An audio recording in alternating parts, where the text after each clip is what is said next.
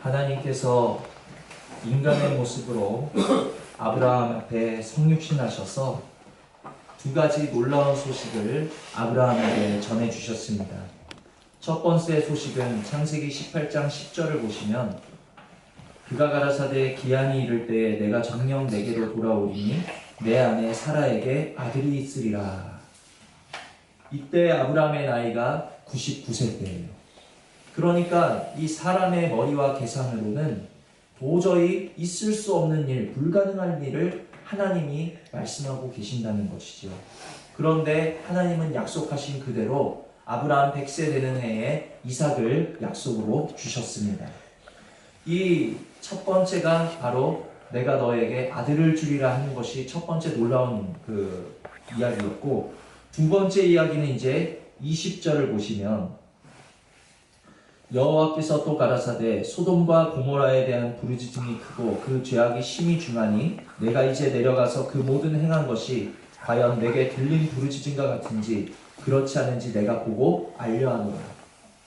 하나님은 단지 내가 보러 왔다, 알려고 왔다 말씀하셨지만 아브라함은 단번에 알았어요. 이것이 심판의 말씀이라는 것을 아브라함은 알았다라는 것입니다. 그런데 큰일 났지요. 소돔성에는 지금 누가 살고 있습니까? 아브라함의 조카인 롯이 그곳에 살고 있었다라는 거예요. 하나님이 지금 심판하러 가시는 그 성에, 하나님이 지금 심판하러 가시는 그 마을에 내 형제, 내 고륙, 내 자녀가 살고 있다라면 얼마나 마음이 안타깝고 불붙는 것 같고, 정말 지금 그 전에 첫 번째 주신 내가 너에게 아들을 주리라 하는 그 좋은 약속을 잊어버릴 만큼 지금 아브라함은 가슴이 타들어가는 그러한 지경에 놓였을 것입니다. 본문은 이제 내가 떠나가려 하노라. 심판을 위해서 떠나시는 그 성육신하신 하나님의 앞을 아브라함이 가로막는 장면이 바로 오늘 본문의 내용입니다. 이제 아브라함은 어떻게 해서든지 롯을 구원하기 위해서 하나님과 합의를 시작하고 있습니다. 그 합의의 시작이 바로 23절을 보시면 가까이 나아가 가로되 주께서 의인을 악인과 함께 멸하시려나이까 그 성 중에 의인 50이 있을지라도 주께서 그곳을 멸하시고 그 50 의인을 위하여 용서치 아니하시리이다. 합의의 처음 내용은 하나님, 그 성에 의인 50이 있으면 그 의인 50을 인하여 그 성을 멸하지 아니하시겠나이다. 의인 50을 위하여 그 성을 살려달라고 아브라함이 지금 하나님께 합의를 보고 있는. 그런데 처음에 50명으로 시작했는데 그것이 점점점 줄어서 몇 명까지 줄었습니까? 10명까지 줄었죠. 32절 보니까 아브라함이 또 가로되 주는 노하지 마옵소서. 내가 이번만 더 말씀하리이다. 거기서 10인을 찾으시면 어찌 하시려나이까.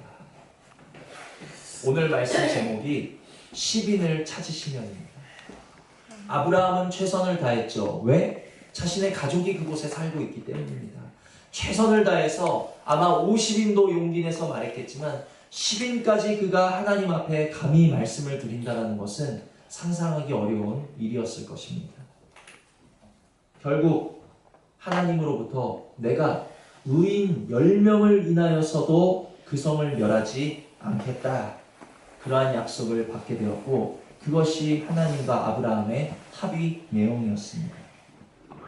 아브라함은 최선을 다했죠. 왜? 그곳에 내 형제가 살고 있습니다.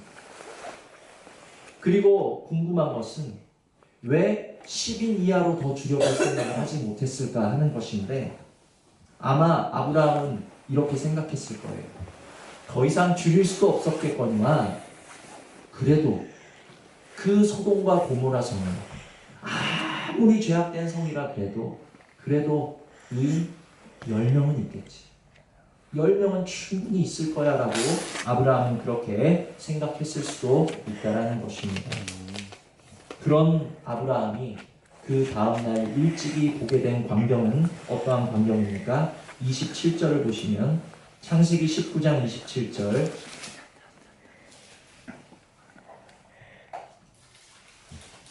(19장 27절 28절) 아브라함이 그 아침에 일찍 일어나 여호와의 앞에 섰던 곳에 이르러 소돔과 고모라와 그 온들을 향하여 눈을 들어 연기가 옹기점 연기같이 치미름을 보았더라.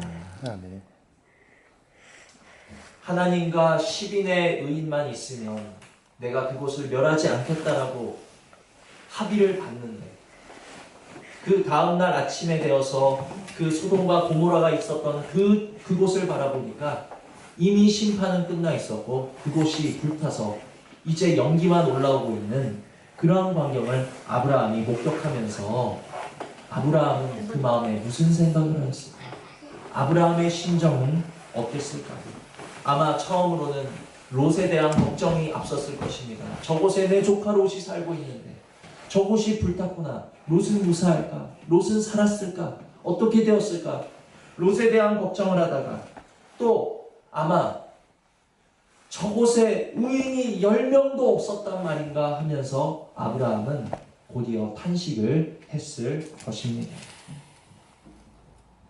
오늘 소돔과 고모라의 이 심판을 바라보면서 아브라함 말고 이 심판을 바라보는 저와 여러분은 무슨 마음으로 이 심판을 바라보고 계십니까? 아마 우리는 소돔과 고모라를 그 멸망을 생각하면 되게도 죄악됐었나 보다. 저는 그렇게 생각했어요. 평소에 되게도 죄악됐었나 보다. 어떻게 의인이 10명도 없을 수가 있지? 멸망받아 마땅하네. 저처럼 생각하시는 분 계십니까? 맞잖아요. 얼마나 죄악되었습니까?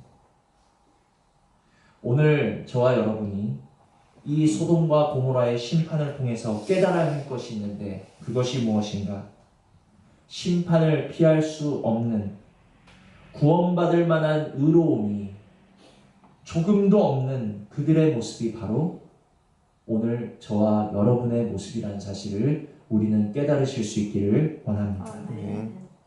그래도 내가 하나님 앞에 내세울 만한 것이, 선한 것이, 의로운 것이 10가지는 있겠지, 조금은 있겠지. 천만에요. 저와 여러분은, 소돔성뿐만이 아니라 저와 여러분은 하나님 앞에서 구원받을 만한 의로운 것을 내세울 만한 것이 조금은커녕 한 가지도 없다라는 사실을 이 시간에 깨달으시고 주님 앞에 고백하실 수 있는 은혜가 있기를 원합니다. 우리들은 스스로의 모습을 똑바로 깨달으셔야 해요. 이 소돔과 고모라 성을 바라보시면서 얼마나 죄악됐으면 저들이 그렇게 멸망했을까, 그것이 아니라 주여 정말 건진받을 만한 것이 하나도 없는 이들의 모습이 바로 오늘 나의 모습이요 우리의 모습이다라는 사실을 기억하시면서 깨달으시면서 우리가 소돔과 고모라를 통하여 해야 될 것은 이들을 향한 정죄와 판단이 아니요 우리 자신의 모습을 보면서 우리도 이와 같이 심판을 피할 수 없는데 애통하시면서 가슴 치실 수 있는 은혜가 우리에게 있기를 원합니다. 우리 요나서를 보십니다.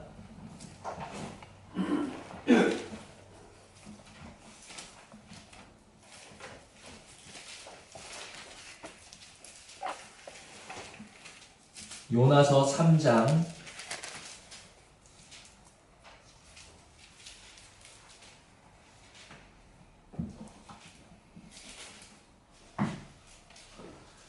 3장 1절로 10절, 요나서 3장 1절로 10절 우리 다 같이 한 절씩 교독하십니다. 여호와의 말씀이 두 번째 요나에게 임하니라. 이르시되 일어나 저 큰 성읍 니느웨로 가서 내가 내게 명한 바를 그들에게 선포하라 하신지라. 요나가 여호와의 말씀대로 일어나서 니느웨로 가니라. 니느웨는 극히 큰 성이므로 33일 길이라. 요나가 그 성에 들어가며 곧 하룻길을 행하며 외쳐 가로되 40일이 지나면 니느웨가 무너지리라 하였더니 니느웨 백성이 하나님을 믿고 금식을 선포하고 물온 대수하고 굵은 배를 입은지라. 그 소문이 니느웨 왕에게 들림에 왕이 보좌에서 일어나 조복을 벗고 굵은 배를 입고 제에 앉으니라. 왕이 그 대신으로 더불어 조서를 내려 니느웨에 선포하여 가로되 사람이나 짐승이나 소떼나 양떼나 아무것도 입에 대지 말지니 곧 먹지도 말 것이요 물도 마시지 말 것이며 사람이든지 짐승이든지 다 굵은 배를 입을 것이요 힘써 여호와께 부르짖을 것이며 각기 악한 길과 손으로 행한 강포에서 떠날 것이라. 하나님이 혹시 뜻을 돌이키시고 그 진노를 그치사 우리로 멸망치 않게 하시리라. 그렇지 않을 줄을 누가 알겠느냐 한지라. 하나님이 그들의 행한 것 곧 그 악한 길에서 돌이켜 떠난 것을 감찰하시고 뜻을 돌이키사 그들에게 내리리라 말씀하신 재앙을 내리지 아니하시니라. 아멘. 이 당시에 니느웨 성 역시도 소돔과 고모라와 같이 하나님의 심판의 대상이 되었던 그러한 성이었습니다. 이 말은 곧 니느웨 성이 소돔과 고모라 못지않은 죄악된 성이었다라는 사실을 우리가 알 수 있다라는 것입니다. 그런데 니느웨와 소돔과 고모라에 한 가지 큰 차이가 있었어요. 둘 다 하나님께 멸망받아 마땅한, 진노받아 마땅한, 심판받아 마땅한 죄악된 성읍이었지만 그들의 큰 차이는 무엇이었는가? 소돔과 고모라는 심판하러 오신 그 하나님 앞에서도 그들이 망령되게 행하고 방종하게 행하다가 그 죄악을 돌이키지 않다가 그들이 눈이 먼 채로 불로 심판받을 수밖에 없었다라면 니느웨는 그 백성으로부터 시작하여 왕 그리고 한낱 미물인 가축들에 이르기까지 하나님 앞에서 낮추고 겸비하고 애통하였습니다. 그 결과 소돔과 고모라는 하나님이 눈을 멀게 하신 채로 불과 유황으로 심판하셨지만 니느웨는 10절의 기적이 일어났어요. 10절 다시 읽어보십니다. 시작. 하나님이 그들의 행한 것 곧 그 악한 길에서 돌이켜 떠난 것을 감찰하시고 뜻을 돌이키사 그들에게 내리라 말씀하신 재앙을 내리지 아니하시니라. 아멘. 하나님이 심판의 뜻을 돌이키셨다라는 것을 우리 마음에 새기시는 은혜가 있기를 바랍니다. 니느웨를 통해서 저와 여러분이 깨달으셔야 될 것은 무엇인가?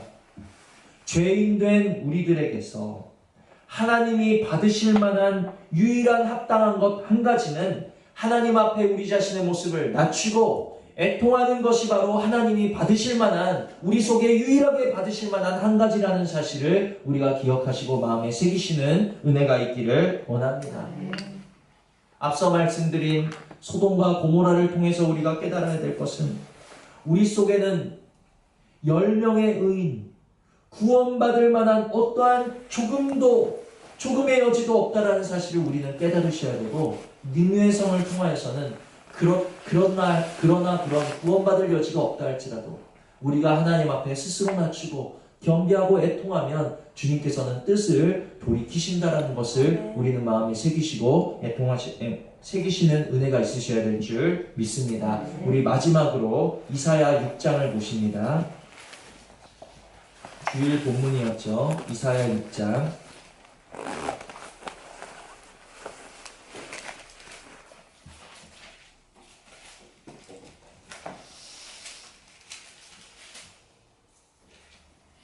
이사야 6장 5절로 7절 우리 다 같이 읽어보십니다. 시작. 그때 내가 말하되 화로다 나여 망하게 되었도다. 나는 입술이 부정한 사람이요 입술이 부정한 백성 중에 거하면서 만군의 여호와이신 왕을 되었음이로다. 때에 그 스라페 하나가 화저로 단에서 취한 바 빈 숯을 손에 가지고 내게로 날아와서 그것을 내 입에 대며 가로되 보라 이것이 내 입에 닿았으니 내 악이 제하여졌고 내 죄가 사하여졌느니라 하더라. 아멘. 하나님을 배웠던 이사야는 하나님 앞에 섰을 때야 비로소 무엇을 깨달았습니까? 자신의 부정함을 깨달았어요.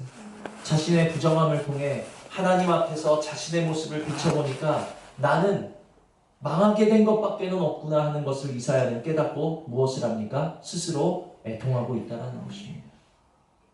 오늘 우리가 소돔과 고모라 그리고 니느웨를 통해서 우리 속에는 의로운 것이 조금도 없다라는 것을 깨달으시고 애통하게 된다면 그것이 바로 이사야가 하나님을 만나서 그의 부정함을 깨달은 것처럼 오늘 우리가 소돔과 고모라 니느웨를 통해서 우리의 부정을 깨닫고 우리가 애통한다라면 우리는 말씀을 통해서 하나님을 만나게 되신 것이라는 사실을 기억하시기를 바랍니다. 아멘. 그러므로 오늘의 말씀을 통해서 애통하시는 은혜가 저와 여러분에게 임하기를 주님의 이름으로 축원을 드립니다. 아멘. 애통하는 그 사람은 바로 하나님을 만났기 때문이라는 거예요. 니느웨가 하나님 앞에서 겸비하여서 애통할 때 하나님은 재앙을 돌이키셨습니다. 이사야가 하나님 앞에서 내 스스로 망하게 된 것을 깨닫고 애통할 때에 하나님은 예수 그리스도로 대변되는 그 핀수치를 통하여서 그의 모든 죄악을 정결케 하시고 그의 악을 제하여 주셨어요. 그러나 소돔과 고모라가 하나님 앞에서 여전히 악을 행하고 애통치 않을 때 그들은 불로 심판받을 수밖에 없었다라는 것을 우리는 마음에 새기셔야 될 줄 믿습니다. 이제 우리는 선택하셔야 됩니다.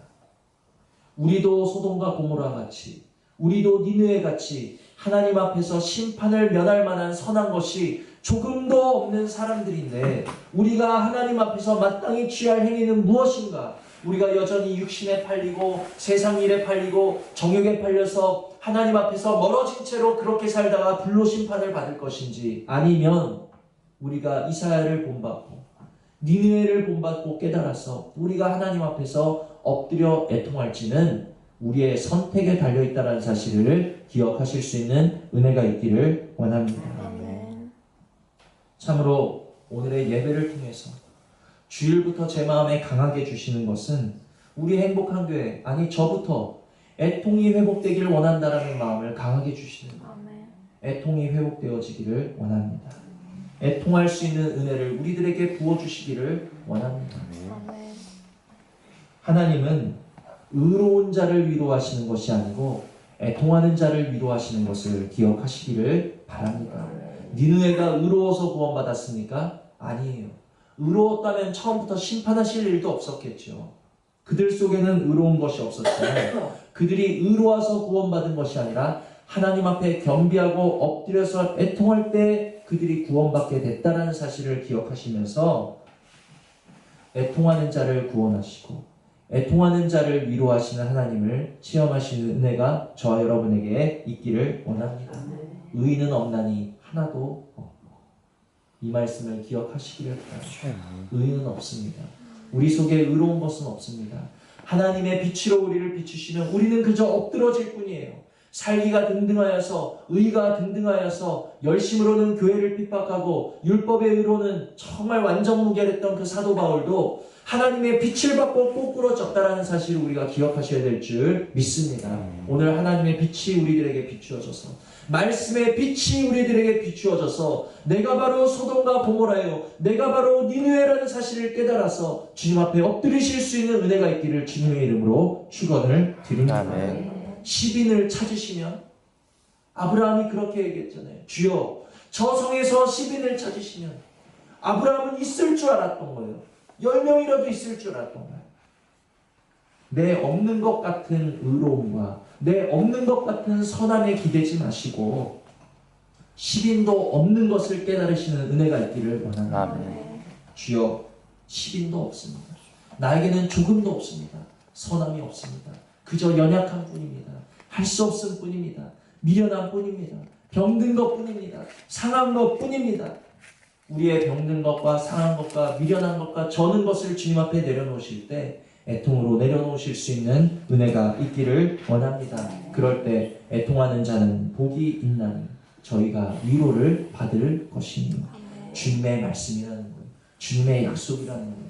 우리의 부정한 것을 깨닫고 애통하실 때 주님으로부터 위로가 임하고, 우리의 선한 것 없음을 깨닫고 가슴 치실 때 손들고 기도했던 바리새인보다 가슴 치며 감히 고개도 못 들고 주여 나는 죄인이로소이다, 주여 나는 죄인이로소이다만 되뇌었던 그 세리가 바리새인보다 의로움을 받고 돌아갔다라는 예수님의 말씀을 기억하실 수 있는 은혜가 있기를 주님의 이름으로 축원을 드립니다.